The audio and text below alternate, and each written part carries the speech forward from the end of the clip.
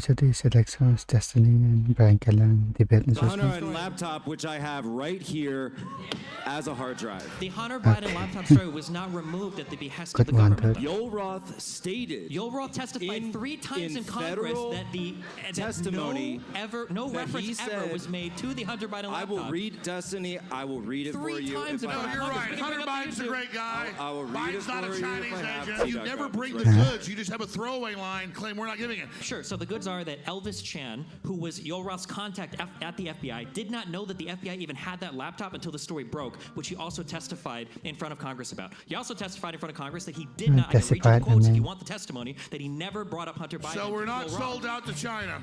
Everything's fine, folks. Go So what home, you're go saying sleep. is he was lying. So Everything's they fine. equivocated. It's not lying. You're reading one quote and you're trying to read it in a certain way. We can look at the conversations that they were having internally over whether they should have censored that story or not. Please, China. Alex, calm down. China. China. Nice. I'm excited to have an actual attorney you spit it sitting down? next to us who knows he's a free speech lawyer. I mean, we need to. Have you noticed any total BS that has come out on stage so far, Adam? Oh, okay. Well, I guess yes is the answer. Although I'm still trying to get my mind around the idea of inviting a lawyer to a comedy club. But okay, I'll go with that. But yeah, there's been, I think, as law professors would pompously say, much confusion in some of the areas of the law, and maybe we talk about it. So what specifically? Oh, this I'm actually guy. Well, let's start with the Twitter files. So Twitter is a private company; it can do as it wishes.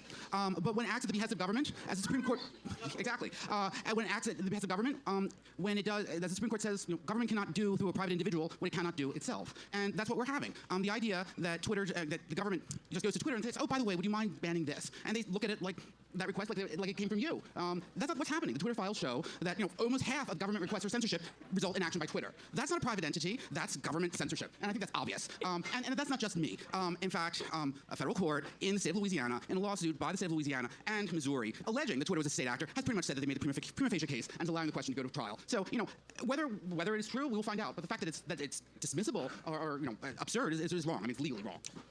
Okay, so it's not dismissible and it's not absurd. The question is it happening? That's, I think, what we want to demonstrate, and I think that's what the Twitter files have over and over again failed to demonstrate. Is the government making not just any request, but is the government making an inappropriate request to censor something off of Twitter that it shouldn't be doing? And I don't believe that was ever demonstrated. You can't just say that every request for censorship is illegal. For instance, I'm sure you would agree if the government were to bring to Twitter's attention illegal activity that's happening on Twitter, they are fully within their rights to make that request, and Twitter is fully within their rights to take that content down should they deem necessary. Yes, but this whole thing reminds me of the story of Henry Plantagenet, Henry II, and Thomas Becket. If anyone remembers it, Man for all seasons. Yeah, that's right. No, actually, it's a few generation before, but close enough. It's Murder in the Cathedral. Any case, yeah, okay, yeah. But Henry II was surrounded by his highly armed barons, and he got an argument with Thomas Becket, and he said, "Well, no one rid of me of this turbulent priest," knowing that his highly armed barons were all around there. And what did the barons do? It's like, well, this is a government request. Let's march down to Canterbury and assassinate Thomas Becket. Now, was it government speech when Henry II said, "Well, no one rid me of this turbulent priest"? How Of long course is it was. this? And similarly,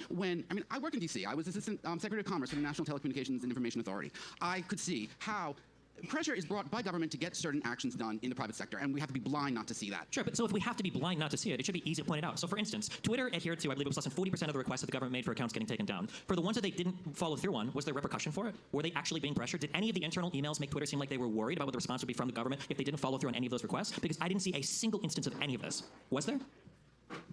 Well, the two responses. First of all, okay. government doesn't have to give you a specific threat to Check answer. make you feel afraid of it. I mean, as Ronald Reagan says, what's the most scary sentence you can ever hear? I'm from the Running government. I'm out here of to help. study. So, I mean, I think the idea that you have to say, Twitter was going, the government was going to go and, imprison Jack Dorsey or make him take out his nose earring if he didn't censor these people. That's not the way it works. I mean, the way it works is I think generalized threats are good enough. And the point is, the way the government works, But were there threats is the question. I don't see okay. it. Well, So what I think is significant is that the government, Twitter didn't follow the rules it didn't think it needed to, or at least didn't agree with. So it still had that freedom. But the question is, did government actually make a threat?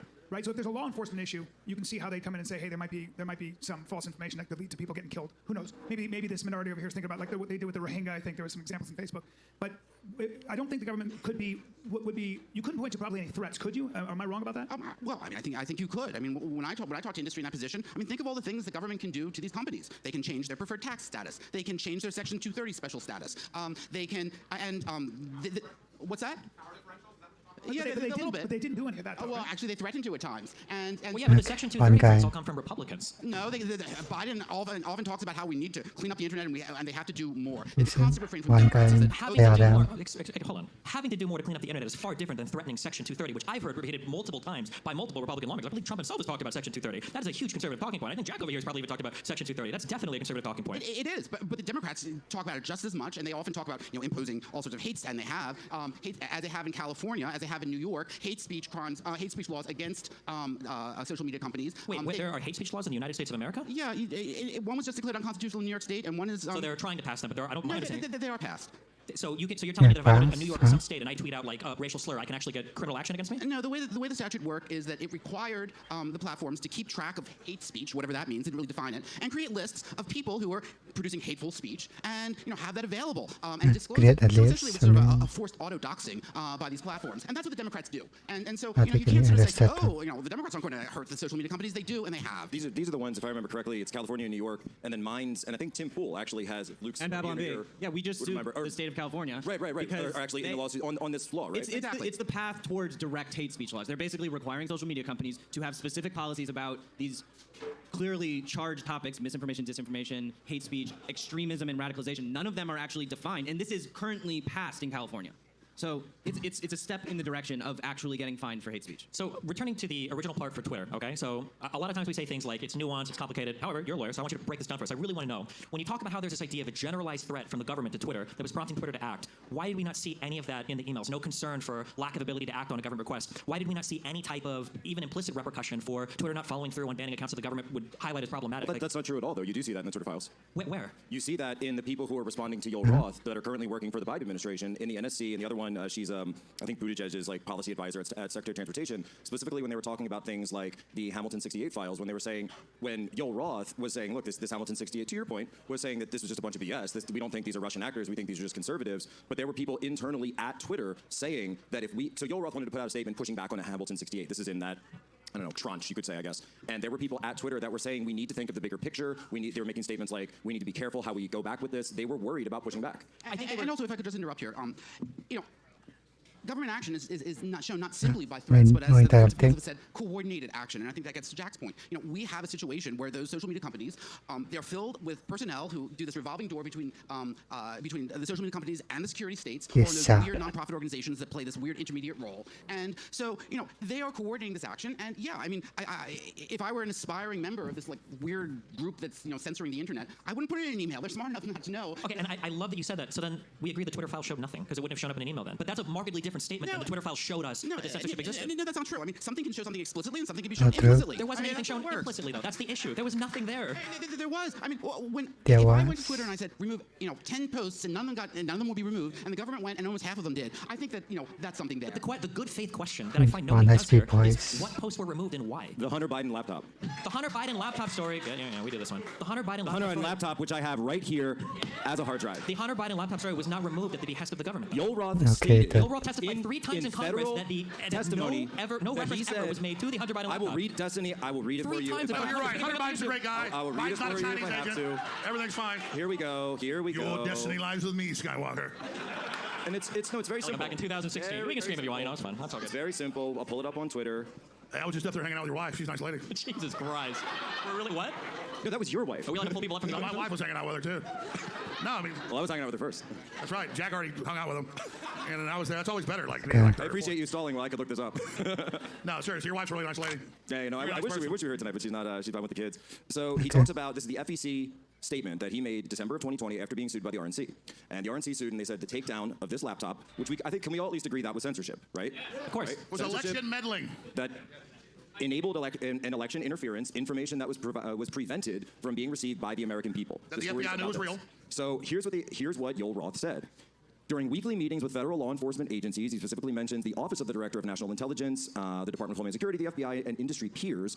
They communicated they expected hack and leak operations by state actors might occur in the period shortly before the 2020 presidential election, likely in October. I was told that the intelligence communities expected that the individuals associated with political campaigns would be subject to hacking and disseminated over social media platforms, including Twitter. And I also learned in these meetings that the rumors that a hack and leak operation would involve Hunter Biden. And then it just goes through and says there.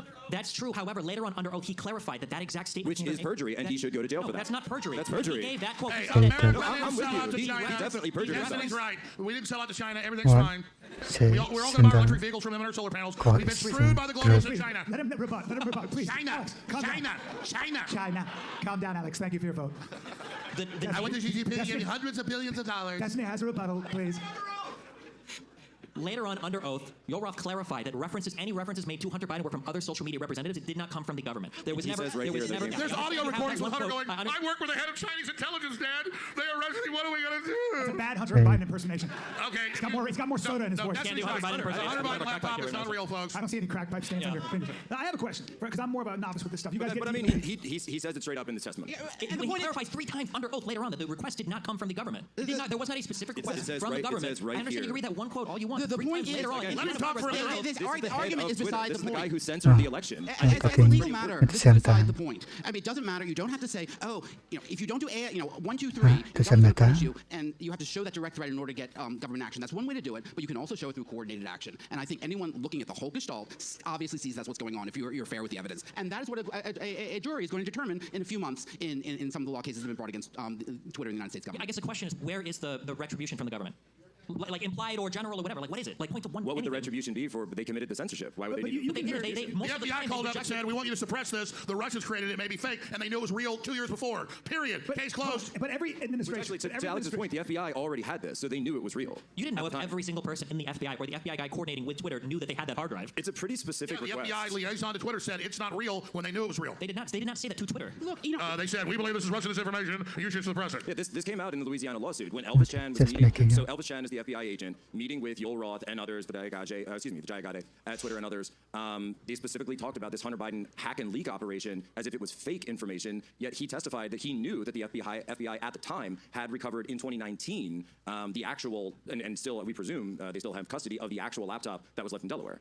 FBI. What amazes me is the way the liberals have changed on this. I mean, when I grew up, no self-respecting Democrat or liberal would be comfortable if the CIA and they didn't have Homeland Security there, but wherever government officials were sitting with the New York Times editorial board and telling them what stories to cover. No liberal. I grew up in a very liberal environment. They would flip out. They would flip out. Now, however, they're like, yeah, let's go to it. Oh, simply because there wasn't a death threat from DNI or CISA. But you did have administrations like Lyndon Johnson calling the Chicago Sun, et cetera, and telling them to hold on to stories. Yeah, they did, and Right. people criticized it. They thought it was wrong. And what has happened to the left that no one says it's wrong anymore? That's the problem. Well, I mean, every administration has done their best to try to manipulate the press to their end. Yes, So my exactly. question is, it seems to me that this is an economy of influence. So if you have social media companies, just like if you have media companies in general, whoever's in power is going to do their best to get an angle and make sure that they're covered favorably versus But they've got an angle of the 800-pound gorilla where they're dominating all the How do you business. avoid that? We've never been able to avoid that. I'm wondering if you're going to have these private companies and they're going to sway one way or another, right? If it seems to be that most of the young people at Google and these companies tend to lean, let's just say, left in general, right? 98%. It's hard. It's very difficult to then change that with a law. So right? just let the public what would see you it say? all. Right. Let us decide. Actually, there is a law. Okay. It was passed by the great state of Texas. Thank you very much. HB 20, which prohibits viewpoint discrimination by the social media companies. So that means that they can't kick people off because you're Actually- Republican or you have political views that That's fair. Jack Dorsey says, and that's fair. It's the same rule that applies to this comedy club. Right. Yeah, right. They can't kick you out because you're black or you're Jewish or you're gay. And the same way, social media companies shouldn't be able to kick you out because you're Republican. And this is a key difference because what you mentioned was newspapers, right? But a social media company is not a Tell you what's newspaper. It is about fundamentally what different. they A say. newspaper has an Yeah. editor, they have reporters, they have people who are deciding, and some sort of hierarchical process determining They're a what's going to be utility on the front under law. page. Well, But just a because social you're media a company is Republican- closer to a communications platform. So it's closer to you using, I would argue, and this is more, I guess, philosophical than legal, but I would argue it's closer to you picking up your cell phone and calling somebody, or I guess It's a texting utility. somebody. Right, So and the that's- social media company that's a good comes point more than that. because one of the defenses I've heard even from the right is the idea that Twitter was a private company and it wasn't the public square, even though it was treated that way. So that would be an effective defense, it seems. I don't agree. I think that they did seem to have a bias, but for the most part, they could still claim they're a private company. That algorithm was created by someone like Jack Dorsey, whoever. But they were being directed by government consortiums and secret think tanks on dashboards on what to censor. That is government corporate collusion. That is fascism by definition. Right, and then so the question before us is, we can go back and forth all day about, did they break specific Well, laws? Did they everything violate the First says Amendment? Some so. people would argue yes, some people might disagree because you don't see it in the specific email. Got it, cool. But the bigger question, I think, going forward is, okay, we can't put the genie back in the bottle of social media or whatever comes next in terms of social intercommunication, right? We're going to have, people, VR is probably the next level, Oculus, all the metaverse, all these different things. So we've got to come up with some way as a society, right? If we want to have individual liberty, if we want to have freedom, if you want to continue to have freedom of speech, And by the way, especially in the weeks right before a major presidential election, right? So it's also the repercussions here. This isn't like, somebody posted, like Alex Jones posted a meme and he got banned for 12 hours. This is actual information that was prevented from getting to the American people. But the biggest problem, I think, is not, I think it's taken care of itself. There are Rumble and all these different platforms are coming up, Minds. But my worry is that no one can agree on a fixed point of truth. Nobody can agree even on the sources. So why should we? Sorry? So why should we? Right. I mean, it's like That's why the Wild West is what we want. Well, I worry though that we can't. It's very difficult to even agree on what the truth is. So if I were to say, well, here's what I think, and then you say, where'd you get that? I'd say, well, Fox News, and you'd stop me if you cut me off at the knee. Somebody would say that's bullshit because they lie across the board, and then we can't even actually have a dialogue, and that's what I think is the biggest worry. And it seems to me that there doesn't seem to be we for the first time in history. Information is so atomized, and we have been able to purify our so echo many chambers. And so about it's very them. easy to surround myself with people that agree with me, and pretty soon I start thinking that is the only truth. Well, I don't know how to get out of from that. all the congressional hearings and all the evidence, populist conservatives, classic Americans, classical liberals are under attack, are being censored, are being targeted, are being debanked, are being harassed. So we know that the establishment has wrapped itself in a liberal garb. It has nothing to do with what they're actually doing, and they are attacking and censoring and surveilling. Because it's not just censoring. To censor, you've got to surveil. And we have the documents. We know there's been a huge campaign of suppressing populist voices that are against the establishment Washington global consensus. So let's just not lie about that. And if the pendulum starts swinging back and the right wing becomes authoritarian, like George W. Bush, I'll be against it like I was then. But right now, the big corporations posing as liberals are kicking our ass and are surveilling us and censoring us and controlling us. And we just need to get down to brass tacks and say, go back to the Wild Wild West, let the public make their own decisions, turn off all the controls other than going after criminals. That's the only answer. Stephen, I know it might not be as much fun if you agreed or were against the Twitter files, but like, are you are you actually okay with what was happening with the government in Twitter? Well, I think that's the interesting question, is nobody seems to know what the government was doing. It seems like everybody thinks that the government was there to try to censor bad media about political opponents of Donald Trump, and that was the whole point. The real answer, I think, is that post-2016, I think there's a huge scare that online platforms are being used, especially by foreign adversaries that are misrepresenting themselves to try to change the public discourse. So the question is should our intelligence agencies be involved in any size, shape, or form in alerting social media to these things? And I think that's an interesting question. I think that there's room for communication there. There probably needs to be a lot of transparency. I know before Elon acquired Twitter, they would, for instance, they post a report at the end of the year showing how many government requests they got or how many they fulfilled, the percentage they fulfilled. But I don't think the idea that the government can't communicate whatsoever or give any sort of heads up whatsoever to companies is the answer. I don't think it's very realistic. And I think there's probably ways to do that. Let me just say this. Prior to Elon taking over, anybody knew you tried to post a medical doctor criticizing shots, you got banned. You tried to post somebody questioning an election result, whether they're right or wrong, they're banned. You try to you show a video of an open border, you're banned. Everybody experienced being banned. So you can gaslight people all day. They know they got suppressed for what they saw and what they did, and that's not fair. We should be able to watch all of it and decide what's real, what's fake. I'm not worried about deep fakes. Anybody can watch something and say, that's not Joe Rogan saying that. That's a deep fake. And if an idiot gets full bite, that's fine. The control over arbitrating what's real and what's not is what we should really worry about. Yeah, and also, if I could just say, this is not just politics. I mean, to me, one of the things that's motivating is what happened to people like Jay Bhattacharya and Kuldorf at Harvard, who were great epidemiologists who were censored by the social media companies because they had a different point of view about COVID, and they turned out to be right about. But Adam, they turned out to be right. They turned out to be right. Adam, they weren't just censored; they were right. Adam, speaking to what Destiny just said, where do you see any wiggle room for the government to reach out? I don't think the government has a business in our speech unless it's a crime. So, you go to DC and all the people from the intelligence agencies talk about there's misinformation and disinformation, and I was once corrected, confusing the two. And they're the worst purveyors. Right. And the point is, here is as always, it's more information. Buy my pillow. Did you know Jack Posobiec secretly married Mike Lindell 2 years ago in Las Vegas? Alex, I told you that in confidence. You said you would be our witness if I paid you off. The difference is I'm marrying him. He's mine. I saw him first. It was that mustache. It began with that dang mustache. There's a sexy bar there. You could talk to him if you'd like. So. Mike Lindell's up there. Don't get too excited. Oh my God. Is Mike Lindell really here tonight? He's been drinking some Bud Light, folks. Sorry about that. He's entertaining as hell. We need to get him down here. No, Jack and I battle over Mike Lindell. He was married to him for a month, me for a month. It's like we're joint custody. We're having a child. Super Mario Brothers. Stephen, but about the coordinated action that Adam is discussing, I feel like that term hasn't really come up, and that is a new phrase that I haven't heard you address. I think what's happening is we're in a new era where there's a lot of information. There's huge platforms that have huge levers on American society for control over our elections, right? The information that propagates on Facebook, on YouTube, on Twitter is affecting a lot of people. There's a lot of people that watch it. There's a lot of people that make decisions based off of it. And I think social media platforms are trying to navigate this really difficult terrain of figuring out how much responsibility they feel they have to that public discourse. But I mean, the conversation is infinitely shitted up with the fake request for the Hunter Biden laptop that didn't happen, or the Hunter Biden's fake. It's on the conspiracy. Not election meddling. These throwaway lines. Oh, it's fake. I'd be happy to share the link, request for man. Hunter Biden's It's laptop. still on Dude, you FEC.com. never bring the goods. You just have a So throwaway mad. line and claim we're not giving it. It's real. So, it's on sure, record. the goods it's are criminal. sure. So the goods are that Elvis Chan, who was Yoel-Roth's contact at the FBI, did not know that the FBI even had that laptop until the story broke, which he also testified in front of Congress about. He also testified in front of Congress that he did not. I can read you the quotes if you want the testimony. That he never brought up Hunter Biden. So we're not Yoel-Roth. sold out to China. Everything's fine, folks. Go So what home, you're saying go sleep. is he was lying. So Everything's they fine. equivocated. It's not lying. You're reading one quote and you're trying to read it in a certain way. If No, we you're look at right. the email, we can look at the emails for Twitter and we can look at the conversations that they were having internally over whether they should have censored that story or not. I mean, None Joe of them were Biden saying. gets none up of You're them on were putting the saying- onus. You're putting the says, onus I told on the us. prosecutor- Wait, Alex, interrupting. So what I'm saying is the onus should be on the people who did Yeah, the censoring, scared. not the people who are upset about it. Wait, They are the owners by ones who? It's a private company. by Twitter and the FBI. The onus should be on them to explain their actions to the American people. And you and I have just gone back and forth Should here. every moderation action that a public or no, I'm sorry, that a private platform takes, do they owe the public an explanation on all of that? No, I actually agree. Why not? Hunter Biden for president. Wait, hold on. Here's a really important question. Well, actually, Is it no. possible- Actually, in all seriousness, if when you sign your terms of service to any platform, that is binding. And if you change your laws, and the courts found this out in the Alex Berenson lawsuit when they came up with the COVID strikes, and that was the policy. So they didn't follow their own policy. In general, Section 230 protects them. Berenson was very lucky. But He got lucky, So- I know, but the judge was able to hand it to him by saying that because they didn't follow their own policy, which he had agreed to, and just abandoned him outright because they felt like it, that they had actually broken their agreement with the user. So yes, they do owe it to the users. But if I was Twitter, or if I was, my concern actually, as somebody who's a free speech advocate, I do think that we are in a unique time in history where these platforms allow information to diffuse so quickly. And you could plant a fake story, if you were smart enough, that could potentially turn people off to elect to Like voting for a President Trump candidate. once You mean like what the media does to Trump every day? That is an issue, right? So if that's an issue, how do we avoid that? Well, we can go back and forth about whether or not Having that governor on it is more dangerous. Don't than interrupt, that. Brian. Let the public figure it out. Listen, they censored Trump. Since when has a U.S. president been censored off a platform for no reason? But you they agree, have Alex, dictators on there. Alex, you they take agree? Trump off. You would agree, though, it is possible to float somebody who's creative enough can float a sensational story that all of us would go, what, and then change our vote. No, and then, I agree. So we need the CIA to protect us. No, I'm not saying that. I'm saying that is an issue, though. So right? I'm old Yes or enough. When I was going to the supermarket with my mom, Well, there were all if of you these start things talking about the National each other. Enquirer and the Daily Globe with these absurd sensational Right, stories. that's You know, true. Nancy Reagan is having sex with aliens and is taking over the world. We And- would get and- wise to it. and- We get wise to it, in other words. Well, and all of the good suburban matrons were going past, looking at them and reading it. Right. Now, nobody thought that anyone that was real. No one thought it was a threat to national security. The point is, there are always these fantastic stories about famous people, and it's only when the liberals have the control to shut conservatives down do these become threats to the democracy. Right. And that's very dangerous. Yeah, since when did the left become anti-free speech?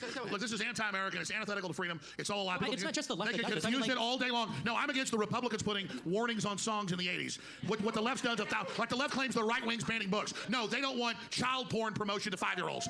Telling you're not going to give Penthouse magazine to a 7-year-old is not banning Penthouse. It means you don't sell it, like not selling cigarettes to an 8-year-old is not censoring people to get cigarettes. So the left says, oh, Kasi the right wing's talaga. banning books. It's the left banning speech and surveilling us and controlling us, and we all know it, and it's allied with the corporate fascists, and it's a fraud. It's that simple. I actually have a great example for you about that. So, and so I know we do a Q&A at a certain point when we get to towards the end of the panel, but I want to do a Q&A with the audience, right? So Trump said that there was a way that you could cure your own COVID by drinking. Okay, you just heard that. Like, almost, one guy said chlorine, but everybody else said bleach, right? Did Trump actually say that? No. But the media told you he did. Joe Biden told you he did. Did he say Mexicans are bad Did he people? ever once utter the word bleach? No. And so that happens already. I'm sorry? No, what's your comment? Oh, yeah, no. Like, he implied that maybe that's option. Okay, here comes the cope. Here comes the cope. Here comes the cope, guys. That's a good point, though. It's a good He didn't say the word. He but- was but promoting. I felt like he said the promoting word. therapeutics, Listen which to we the know one they guy. suppress vitamin C, He was vitamin talking D, about ultraviolet lights. hydroxychloroquine. They called it horse paste. All of it was in real studies.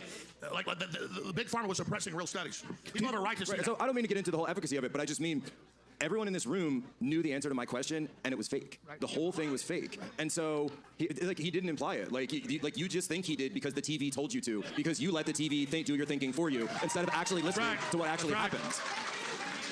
Like you just believe just because you believe a lie doesn't make it right. $100,000. Anybody gives me a video of Trump saying drink bleach. It doesn't exist. It's in your mind. Admit you were lied to. He didn't say the word bleach. Seriously. It's actually funny. Let's get ready to So rumble. right, to your point, that was a very sensational story. It became a punchline on SNL. It became a punchline for Joe Biden throughout the rest of the campaign, and it was just a lie. It was just straight up a lie. Okay, that's not what I talked about. That has nothing to do with what I just said. Come on, bleach, not hydroxychloroquine. So, Ignoring. Stephen, you might say that the secrecy with which the government communications with Twitter, that's an issue. So you would like to see more transparency with the communications? Like, what do you want to see? Prior to Elon taking over Twitter published a report at the end of the year showing the takedowns they got from the government, not exactly what they were, and then the percentage that they acquiesced to, essentially. I think that those types of reports are probably okay, a step in the right direction. I don't know if they should. Everything's fine. There's no censorship. Actually, Stephen, transparency or. Oh, sorry, go ahead. I have a Yeah, question sorry, for you. No, I have a question for you. Just and legitimate question. Not got to anything. So we're talking about the Hunter Biden deal. That was obviously a leak, sure, right? We can all say that, and you might even go so far as to say, not you, but people might go so far as to say, well, it may be in the public interest to censor this because it was public information or private information, et cetera. So there is a leak that's going on right now in the public that's come out. This gamer, 21-year-old reservist or Air National Guard. And they tried to claim it wasn't real at first. Now they admit it's real. They did claim it was Russian at first, but it turned out that it was real. As far as I know, and if anyone's seen differently, please let me know. Please inform me. I haven't seen anyone take down any of those documents on Twitter right now that have been posted. Now, obviously, we're post Elon owning it. We don't know, to your point about government requests, whether or not the FBI has requested to take any of that down. But I'm just interested. Kirby did request on Thursday that social media take it down. But you're right. So, okay, Kirby did request that. But you don't know if he reached out to Elon. No, he just said Right. He publicly said we're requesting. So what are your thoughts? Because, I mean, obviously this has done national security damage to the U.S. Regardless of what your thoughts are on the Ukraine war or some of the other things that are in there, obviously it has done damage to U.S. operations and U.S. Clearly sources and methods, intel operations that are going on right now. I'd be interested to hear your thoughts on whether or not that should be taken down or should it be reported, allowed to stay on. I think there's a fundamentally different question between stuff that's like real and stuff that's fake. So, for instance, if we talk about like the Trump leak story or the kitty litter story, I think there is an argument to be made that killing these kinds of stories early it serves the public interest because the information is fake. Now, there's arguments on both sides. We have that, but that would be like an argument in favor of killing those stories. I think the problem when you get into like leaked documents, especially like classified leaked documents, is if they're leaked at all, the damage is probably already done. So I don't know how effective it is to kill those stories once those documents are already seen. How do you trust the people that kill the stories? Who picks them? Who are these people? Well, it would probably be the people that run Twitter's moderation team, Alex. Well, that'd be a really important group for authoritarians. The people that decide what's real and what's not. How about it is us? Well, that kind of defeats the whole purpose of censoring highly classified documents. We need some magic expert. Look, lies about being controlled all the time. Fantastic. I love them. Because within a few days, people first believe it. Within a few days, people figure it out. It blows up in their face. Every time the human intelligence, when they put out outrageous crap that I've personally been lied about, people wake up and figure it out very quickly. Alex, what if this had happened just on this? So let's say Elon never bought Twitter. This happened.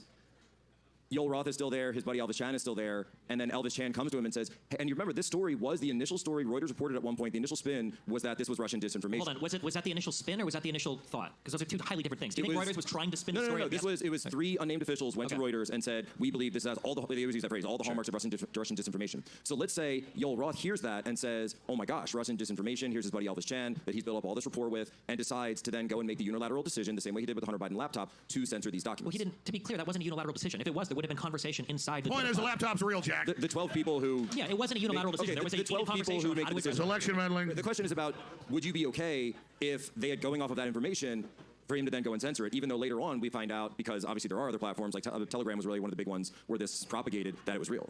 I think it's a really tough question. I think that there is a strong argument to be made that having some kind of coordinated effort with the U.S. government to kill certain stories that might be damaging, especially to national security interests, could be a positive thing. You're hearing liberals defend intelligence agencies controlling U.S. news. How they've taken the left over. My God, I thought Republicans were bad. Jesus Christ. On the flip side, we're going to need some sort of oversight. I don't know whether that's another government committee, whether that's a public statement made by Twitter, to make sure that process isn't being abused, because you don't want them killing stories that are just politically inconvenient. Yeah, it'll always be abused, though. Yeah, it'll always be abused by either side. How do you avoid that? Well, that's... I know you got blue hair, but you only get half the time. Go ahead. So, I mean, since the Patriot Act, the huge, enormous intelligence community has been turned inward, looking at foreign interference in our press, and that is viewed as somehow actionable. And they've used that, of course, as a springboard to monitor a huge amount of lawful speech by Americans. I don't know why we're so afraid of foreign propaganda. I mean, what's going to happen? If we hear, nothing's going to happen. What do you mean nothing's going to happen? They also label American powerful speech as foreign. You want this guy to talk? And the point is, the best thing the government can do is say, look, we believe X, Y, and Z are actually working at the behest of the Russian government. You decide whether they're making good arguments. I mean, sometimes propaganda is right. Americans should be able to make the decision. And what happens when you decide, oh, this is a danger to national security, we have to suppress this? It's just an invitation to the whole, gobbledygook. Now we become China, because China says, we censor stuff to protect from a legal point of view, like some of it is done illegally, right? You can't misrepresent yourself as a U.S. citizen and then create a corporation in the United States for the purpose of spreading speech to influence elections. That's an illegal thing, right? Then let's enforce the law. I mean, I'm fine with that. Dude, I've been blamed in congressional hearings to work with the Russians. I've never been to Russia. Nobody controls a goddamn thing I do, including me. So the idea that I'm controlled by fucking Russians is a lie, and I'm sick of it. Alex, does part of you enjoy the Streisand effects that you receive from I being love the banned? Streisand effect, but I ain't working for no goddamn Russians.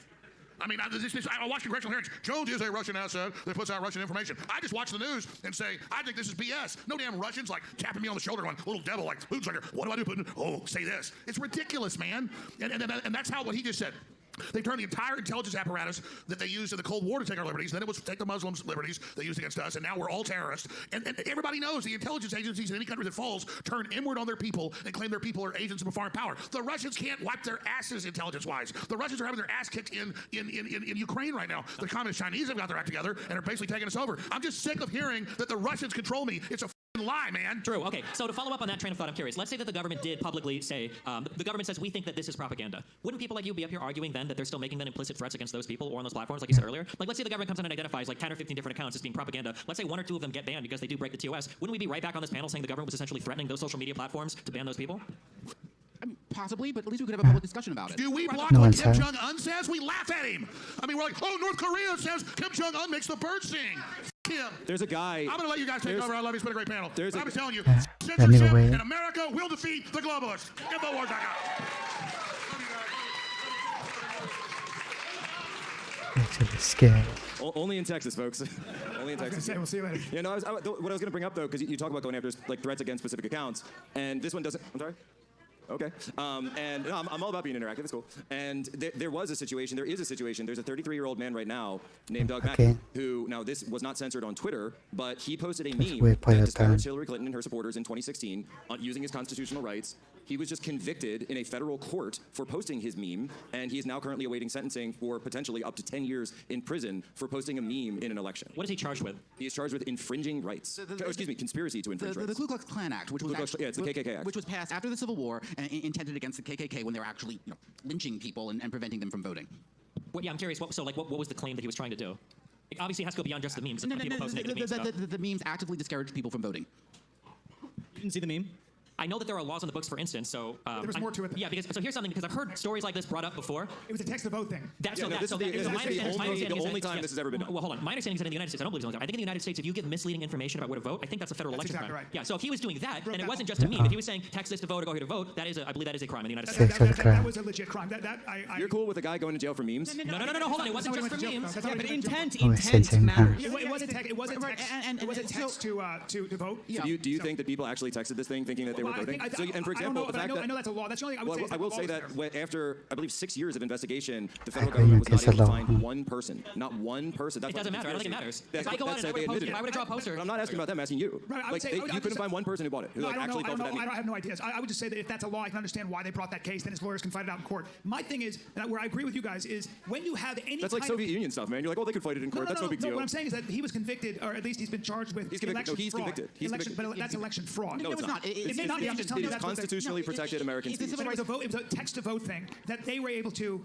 They won that case, so I don't know. No, I'm you're not right, a lawyer. you're right. I mean, what I'm saying is the biggest threat is this, and I agree with you guys. If you have a council, and I don't care what council that is, and I don't care who those experts are. If you have a council that decides what is to be censored and what is not to be censored, that to me is dangerous. I do think it has to be left to the people to decide, and I do think that we'll eventually learn, and we are learning in real time, how to take everything with a grain of salt until we can prove it. And we won't be so fast to act. I think the marketplace will figure out a way to say, here comes this story. Is it true? Is it true? And it will have, and there'll probably be a whole industry that'll sprout up that we can rely on. And I think if you let the marketplace do their work, you will have companies that will earn the public's trust, and they will be the ones to say this is bullshit or this is real. I wish we lived in this utopia that you're describing. Kind of, don't we have that already? Though? No, So wait, where? Okay, so if a story's floated, Utopia, it's huh? bullshit. What we all rely on is essentially the consensus, even though it's mainstream media. Usually we figure out, that was a lie. So the Steele dossier, for example, right? We kind of go, sometimes we're like, wait a minute, is this holy shit? The Russians have all this stuff on them? This is crazy. And then pretty soon somebody goes, it was bullshit. And it took a long time. It took a long time. This is the world It we're took living in. years. It took millions of dollars of investigations based on a complete lie. Right. It would use to hamper the president of the United States, which is essentially an internal coup against the elected But what president would we of the do United about that, States. though? But what That was would we being do? done. But- What would you do is that you Oh, wouldn't so let it's the deep fun. state and these national security agencies determine the actions of the duly elected president. How do You'd we allow do him to do that, his though? job. How do we do that? You don't listen to bullshit. That's what I'm saying. That's not an answer. The federal government. No, You but I don't agree allow. with you. You don't allow the federal government to Jeez, be able to come the in utopia and guy. I agree with you. launch these crazy investigations Well, based on this, and that they're gonna end, investigate- in order to get back on it. Just Yeah, that's true. And honestly, what I would do is I would start by locking up some of those people, like Mueller, like Christopher Steele, What like is these the- people what is that the launched all of crime? this. What is the crime? Well, you just said conspiracy to infringe rights. So they Was infringe that the purpose rights. when he was They infringe the elected as rights. special prosecutor? They His goal was infringe. to go infringe the rights of They Donald infringe the Trump? rights of every single person in every single state that Trump won to have the president that they elected. This is not a real crime. You're not speaking of real crime. Okay, Also, to you go just, back you real were quick, just to go cool with the back- guy getting thrown in for memes. To go back, well, hold on. You're so first, totally it fine with wasn't- that. Hold on. So to be fair, okay, because I looked this up now because I'm curious. So one, according to federal authorities, almost 5,000 voters fell for the texting ruse. It No, wasn't zero. no, that's not true. That's not true. That's not true. Number They two, found he was numbers who convicted. texted it, Number not two, who fell for it. Number two, he was Not one convicted by person a jury testified. of his peers. He was convicted on a jury. It wasn't just a government censorship or just a judge that did it. He lost in court. No, I mean, I think that's right. I mean, that is not. No, well, it the is first thing right. you said is not true. Well, yeah, Not one that's person right. testified that they fell for text, this. no one's That's ever not true. fooled. Why do I have to Most of testify the that that's not most of those texts were obviously Literally, jokes. you need They were evidence at trial. That's how trials work. The evidence, the crime wasn't did you trick somebody. The crime was did you try to trick somebody. Then why did you just bring up that number? Because that number was what federal investigators said that they found in the course of their investigation. Okay, but you just admitted that it's extraneous. Look, the point. No, it's extraneous to the conviction. Then why did they bring it up? Because you brought it up first by saying that nobody was tricked, which is not relevant. The point is, it was that relevant in the no one discussion had, no, of his look, point that the they point were is taking that no government This has ever guy. interpreted that law to include parodic jokes that nobody really would take seriously and arguably was not intended to take completely. Okay, guys, And that mere speech had never been used in Oh such an my extensive God, way. this Really, is any fair annoying. reading of the history of the law was that was for physical intimidation, threats of force, threats of violence, or clear physical efforts to confuse people. And it was a very dangerous thing when the government took this extraordinary step of taking a meme 4 years later. And just as a little backstory about the way Washington works, it was filed like the month Trump left because the lawyers at DOJ had been working on the suit for 4 years and been waiting for Trump to get out of office. But it wasn't a meme, though, right? He wasn't convicted technically for a meme. He was Yeah, convicted- 100% convicted for a meme. Okay, guys, we're gonna go to Q&A. Yes. That'll Yeah, probably come up in Q&A. So, which was a joke. So, I guess here we you go. can It's say like, some the question is, do you want to live in a country where people can go to jail over jokes? No, no. Well, it's also it's unclear if what his intent was. I don't. Can you speak to that? The jury did not find it as a joke. Okay, guys, The we're jury over was here. not able to find All right, any guys, we're over here. question of Start intent. number question one.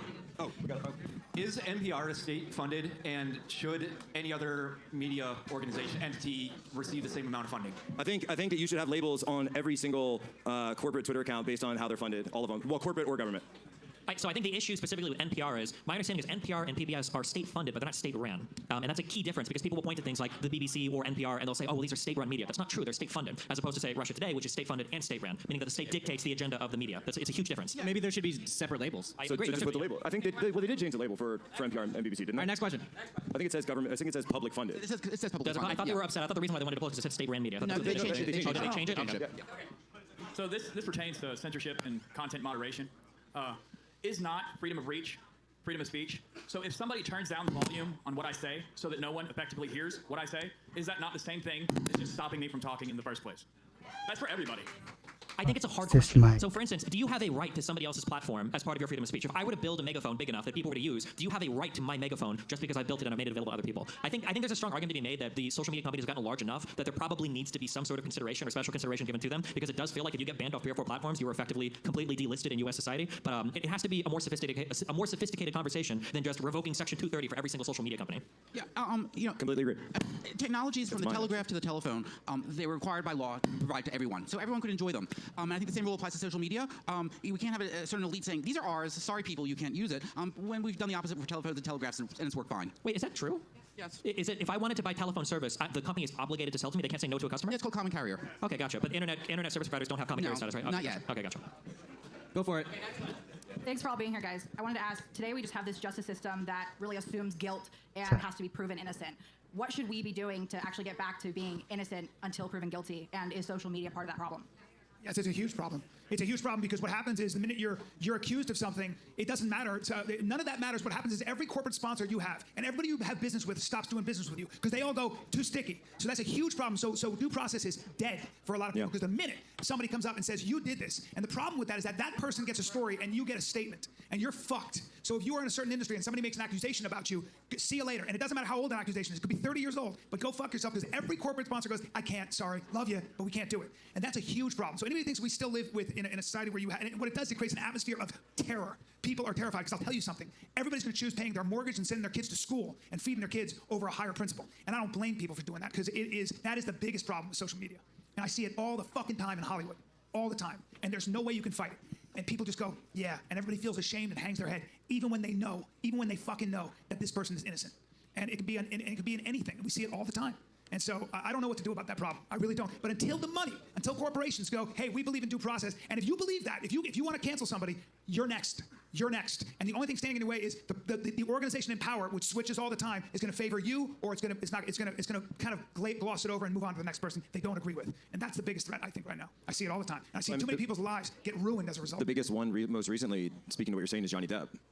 Listen, man, I got 1,000 friends, including myself. You know, I've fucking, you know, all of them. Yeah. But we don't all exactly have the same kind of resources Johnny Depp does to fight back. Exactly. And that's the thing. Exactly. And cancel culture is very real. And what it means is all of a sudden you can't work and you got to sell your house and your kids have to say goodbye to your dog because you can't find a place. I've seen this with my own eyes in Hollywood. Yeah. You know. Yeah, that's actually a reason though that one of the reasons that I err on the side of allowing for more open social media, because if you've at least got a platform somewhere, if you've got your followers, if you've got people who have your back, if you have people that at least listen to your side, then you can get something going. Then you can get something going and push back, or at least have people to fall back on if times do get tough and all those labels want to pull out. Yeah, if you're a podcaster, if you're a comic, if you're certain parts you can weather certain storms. Right. If you're just an actor, if you're just a director, if you're just a producer, if you're just an agent, if you just work at Netflix as an executive, we'll see you later, and nobody's going to touch you. And all it takes is a story. It doesn't have to have any corroborating evidence. And you have a press, a lot of activists in press who are looking for clicks because they don't make any money, and they got to figure out a way to make a story out of this. Yep. So the temptation, it's a systemic problem. It's a real issue.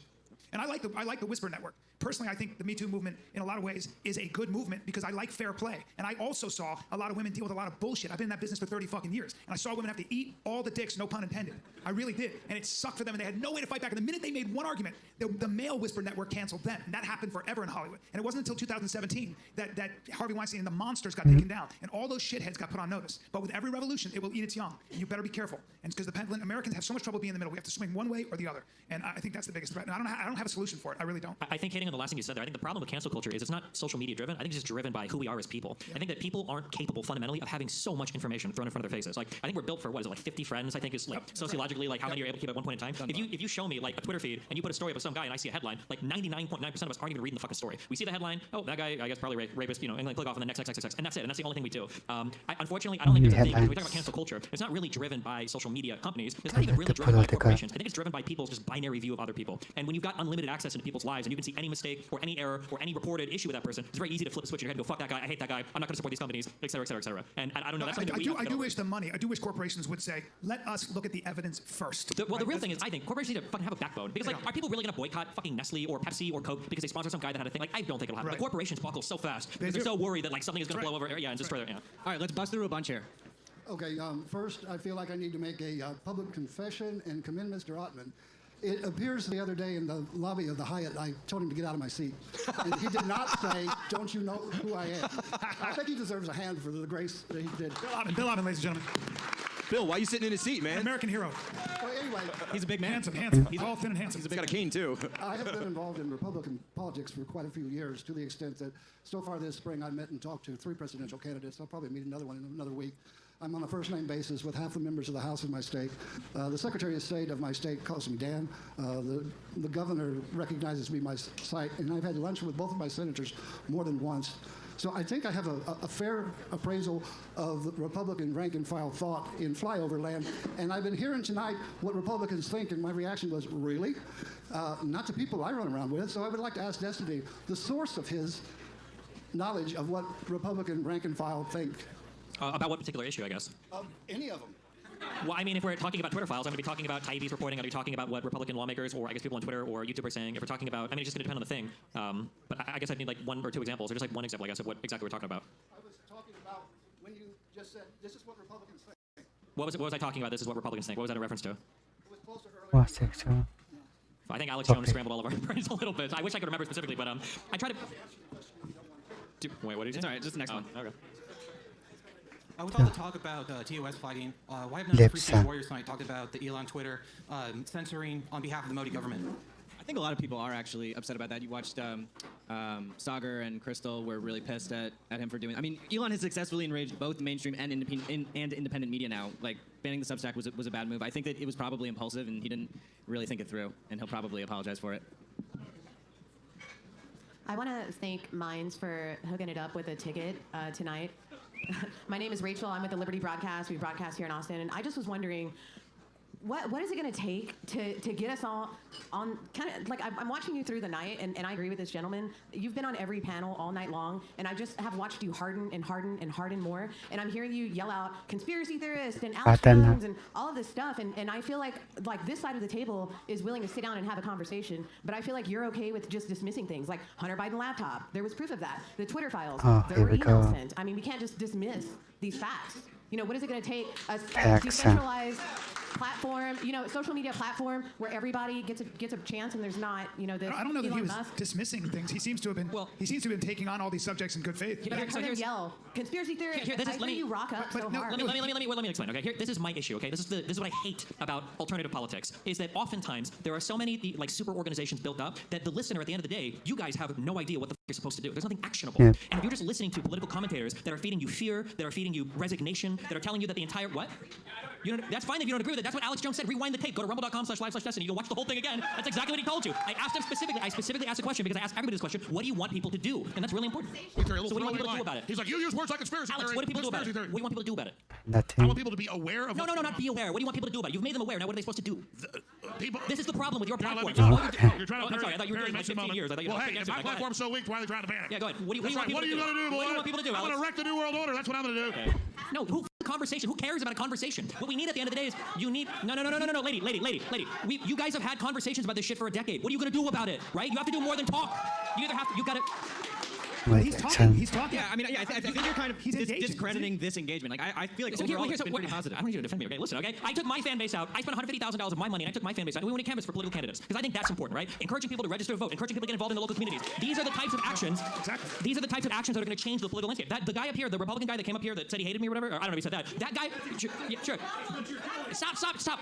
That guy that came up here from all the personal relationships he's developed sounds like he's had more political effectiveness than 99% of the people in this room. But it's because he's getting involved on a local level. But if all you do is tell people that the CIA, the NSA, the government, the deep state, that all of these things are out to get you, then at the end of the day, what are you going to do? You're not going to vote. You're not going to get involved in the process. Excuse me. I mean, but would you agree that he's having a conversation though? He is engaging, isn't he? He's not. Okay. He's not engaging. He's actually here. Wait. Hold on. All he's saying, guys, I probably agree with most of the people. Listen to me. All he's saying is that it's one thing to speak and have a bunch of talking points. It's another thing to come up with actionable things that make a difference. That's the hard part. So all of us can sit here and talk. That wasn't her this question. Wait, but that wasn't her question. Like, what are you doing? You're defending him. Okay, cool. But like, her question was, why were you just like attacking people as conspiracy theorists or saying something's fake when people create questions? Well, because they are. But like, she's asking. Alex is a conspiracy theorist. And so she's asking. I can't even say it. Am I crazy? So I like him. He's a nice guy, but I mean, he's a conspiracy theorist. That's his whole brand. Right. So when you dismiss people, when you dehumanize people, like you just dehumanized Alex Jones on the stage. You just treated him as lesser than a person. I did not. Just not me. You treated him like lesser than a person to do that. His brand is everything he says is fear. Everything he says is anger. It's all conspiracies. No, I'm saying that's what he said. But then you just agree with it. And her point is that when you use that kind of language, like you just did, that turns off all the people that might be interested in hearing what you're saying because you come across like kind of a jerk. Right. I got you. That's fair. Can you guys hear me? I think you're right. I think the biggest thing, you're absolutely right. I think the biggest thing you have to do is draw common ground first and say, what's the problem we're all trying to solve? And give each other the credit to say, look, so let's take gun control. We don't like spree shooters. Everybody hates spree shooters. Everybody doesn't like somebody who comes in and just massacres everybody. Let's at least agree there. Let's honor the fact that we're both trying to solve a problem, even if you're on this side or that side. And you're right. And I think that's very important to not just say, you're a gun nut, well, you're a pussy. You know, that's what you hear, and then the conversation's over, right? So I think to your point, I think you're absolutely right. But I do think Destiny is at least engaging, wouldn't you say? He's not? All right, go to the next. I give Destiny all. Wait. Go to the next. I give him all the credit in the world for being here. Seriously, I do. Seriously. Sorry. What was that? Sorry about that. So I'll try to make it quick. To Destiny's point about what do you want to do about it? I heard a lot of people say that we have to have the government censor people, we can have Twitter censor people, but nobody ever talks about whether or not a company has First Amendment rights when it comes to free association. So if you want to have a certain rule in place for Twitter, Facebook, Rumble, I don't give a shit, whatever you use for social media, how would you go about that without violating the First Amendment freedom of association section that is as it is currently understood? Thank you. I'm happy to that one. So, lunch counters can claim that they have a First Amendment right not to include, blacks or whites or whomever because of their expression as a, white lunch counter. We don't accept that. We accept that businesses have basic non-discrimination obligations. In California, that includes, not discriminating against political groups you don't like, as in Virginia, as in the Virgin Islands, as in the city of Seattle. So we're just applying these principles that every other business in the world has to apply to social media, and that's not wrong. Number two, and it's a deeper question, is nobody looks at Twitter and it's like, oh, I want to see what Elon Musk feels about what my mother just posted. No, you go to social media to see the views and expressions of your friends and family. The social media as a whole is not like the local news that presents an editorial. It's more like the telephone company. The telephone company doesn't present a view. It doesn't have any First Amendment rights either.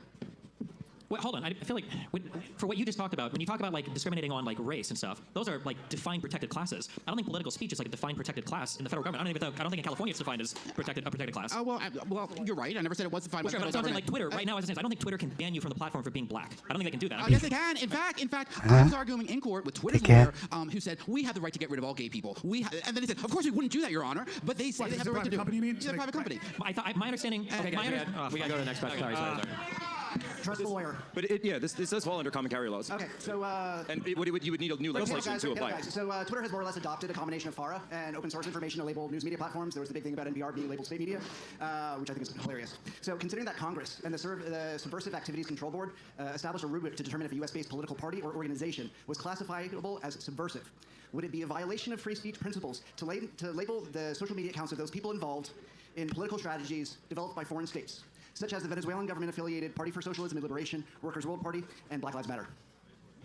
My understanding is the illegality comes from misrepresenting themselves. So, like, if you have an account called, like, I'm the Russian media account, and then I'm starting to post stuff, even if it's misinformation about the United States, I think that's on the up and up. You're okay to do that. I think the problem is when they misrepresent themselves as U.S. citizens or U.S. entities. Yeah, no, I think that's right. Although, I would be on. That's an interesting, difficult issue you put your finger on. There's two sides on it. On one side, government's just disclosing information. That's good and helpful. On the other hand, if they abuse it and you are unfairly labeled as a subversive, that's chilling on speech. So I hate to be lawyers. That's a tough line to draw. I could see regimes in which they were fully transparent and which people had the right to dispute and challenge their designations as being fair, but it's ripe for abuse. All right, we got like 3 more minutes. And by far, we should say, by the way, while we're here, that the government that spreads the most foreign disinformation about their political adversaries is the United States government. Throughout the Middle East, throughout Eastern Europe. I mean, this is very, very clear. My question, maybe you've already partly answered it. Do you think the Twitter files were handled correctly? And if not, what would you do in the future to prevent whatever wrongdoing happened with the Twitter files? I would, honestly, this is something where I disagreed with the strategy. I would have loved to see much more of an open source database where people could go into and, take off people's personal, email addresses, phone numbers, that kind of thing. But I didn't like the idea that even though we got a lot of emails, there was still this filter of the people who were there. So to Destiny's point, maybe there were emails that we don't know, right? We just literally don't know what we don't know. And I would have much preferred a more transparent version. And we have nothing about the present as well. We have nothing about the present day situation. Like, what's the conversation with between Twitter and the government, like, today? I'd love to know. Also, because nothing seemed to have happened, right? Like, we get all this information, and I always worry that you find all this stuff out, and then we just move on to the next subject, and everybody gets away with it, nothing happens, All right, last question.